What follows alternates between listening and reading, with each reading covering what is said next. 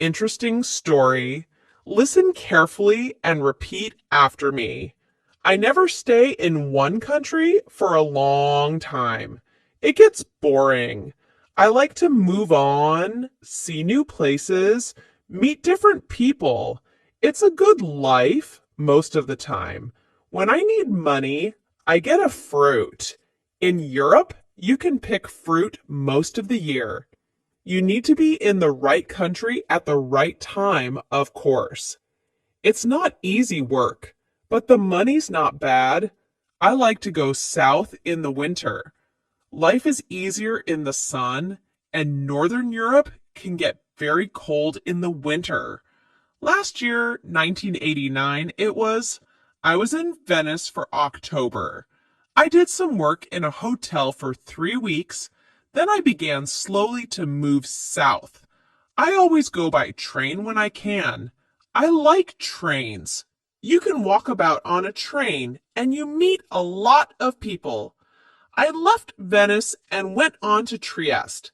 There I got a cheap ticket for the slow train to Sofia in Bulgaria.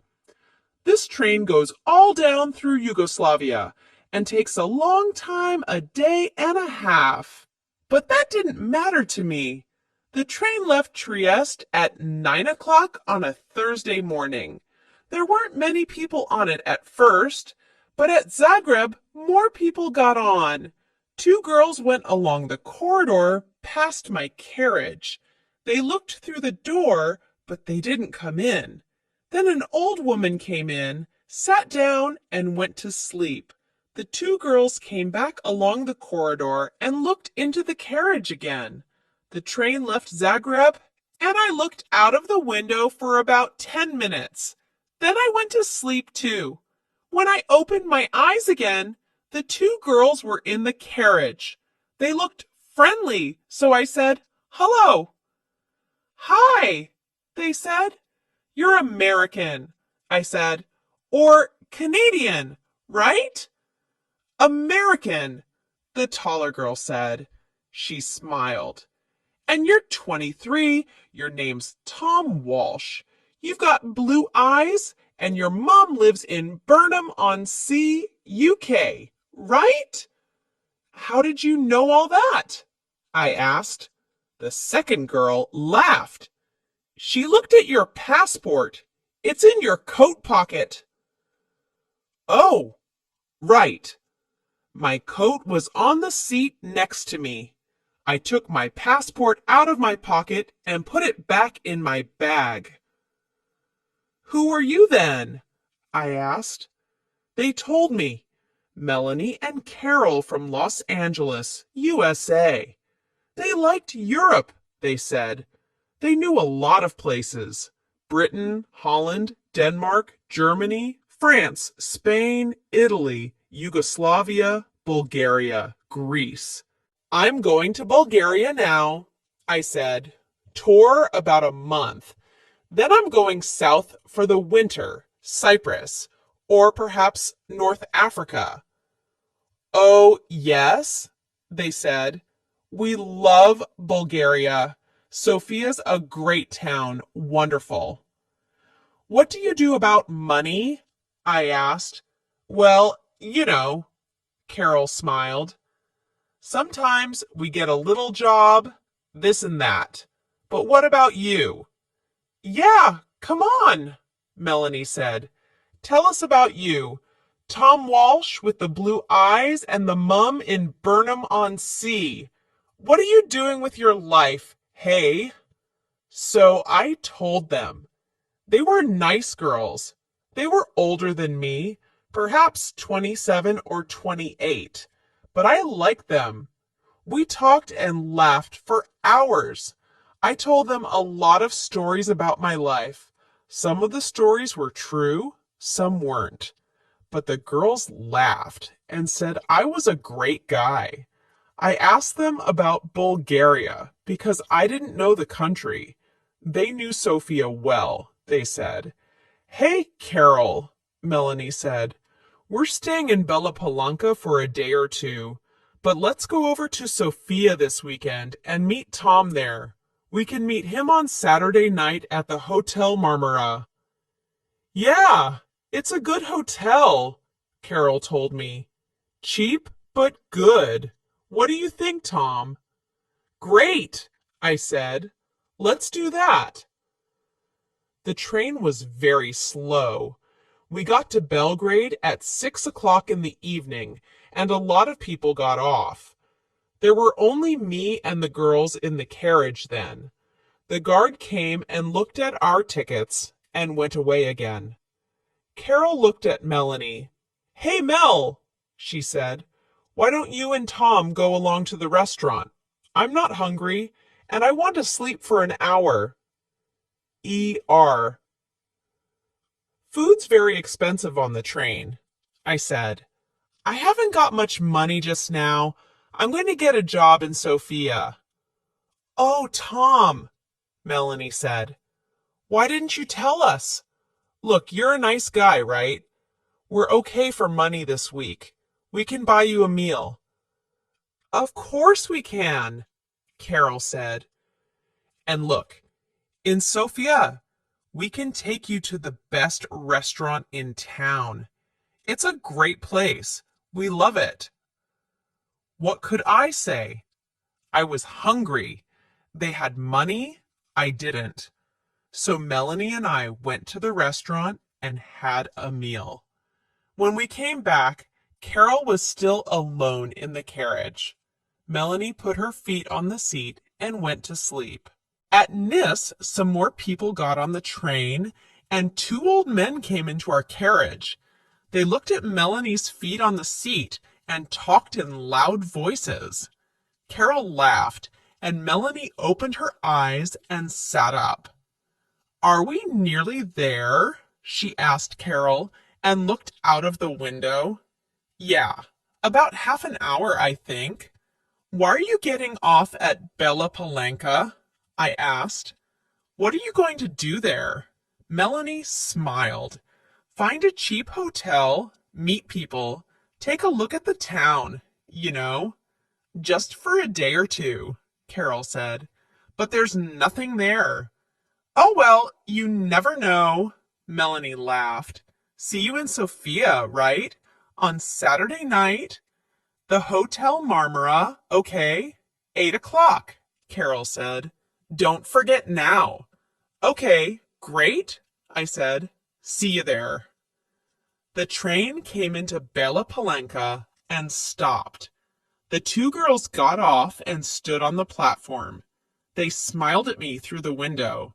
Saturday? 8 o'clock? Melanie shouted. Okay, I called. They couldn't hear me because of the noise in the station.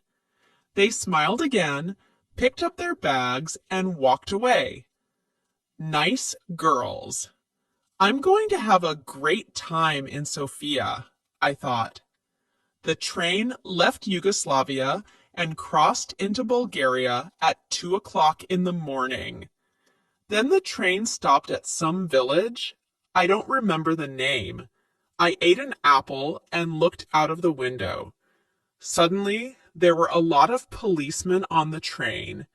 Everybody in the carriage sat up and began to talk. What's happening? I said in Italian to the old man next to me. I don't know, he said in bad Italian. Perhaps they're looking for somebody. Look, the police are taking some people off the train. Then two policemen came into our carriage, a tall, thin one, and a short, fat one. They looked at everybody carefully, and then they looked at me again. Come with us, please, the fat policeman said in English. What? Me? I said. Why? What's the matter? And bring your bag with you, the tall policeman said. I began to ask a question, but policemen never like questions from young men with long hair. So I stayed quiet, picked up my bag, and went with them. In the station building, there were a lot more policemen and some people from the train. They were all young people, I saw. Some were afraid, some were bored. The police looked in everybody's bags, and then the people went back to the train. My two policemen took me to a table. "Your passport, please," the fat policeman said, "and open your bag." They looked at my passport, and I opened my bag. There was a young policewoman with red hair at the next table. She had a nice face, so I smiled at her, and she smiled back. "Ah," the tall policeman said suddenly. All my dirty shirts and clothes were out on the table. The policeman picked up my bag and turned it over. Onto the table, out of my bag, fell packet after packet of US American dollars.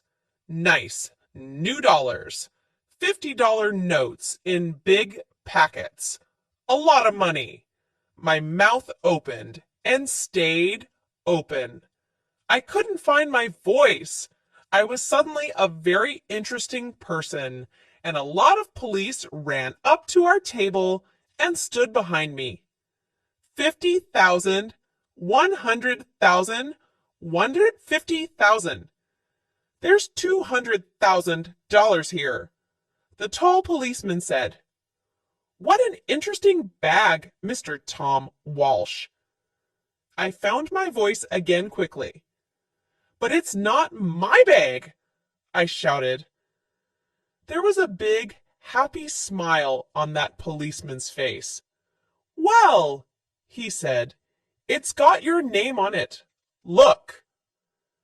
So I looked, and of course there was my name, and yes, of course, it was my bag.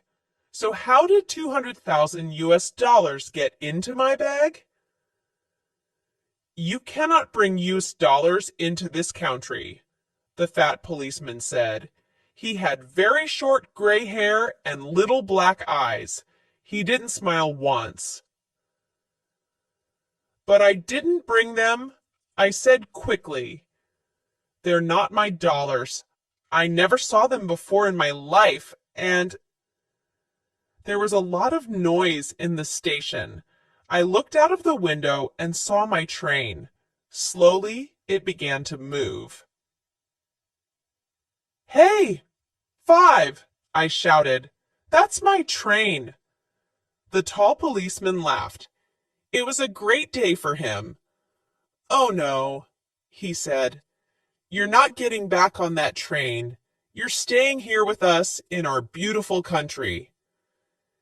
He smiled happily. So I never got to Sofia on Saturday. I was very unhappy about that. I wanted to have a little talk with Melanie and Carol. Ask them one or two questions. You know, you're a nice guy, Tom. See you in Sofia, okay? Take you to the best restaurant in town. Yeah, great. And I never got down to Cyprus or North Africa that winter. Oh, well, I live and learn. It's not an easy life in prison, but it's warm in winter and the food's not bad. And I'm meeting some interesting people. There's a man from Georgia, USSR, Boris, his name is. He comes from a place by the Black Sea. He's a great guy. When we get out of here, he and I are going down to Australia. Brisbane, perhaps, or Sydney. Get a job on a ship, start a new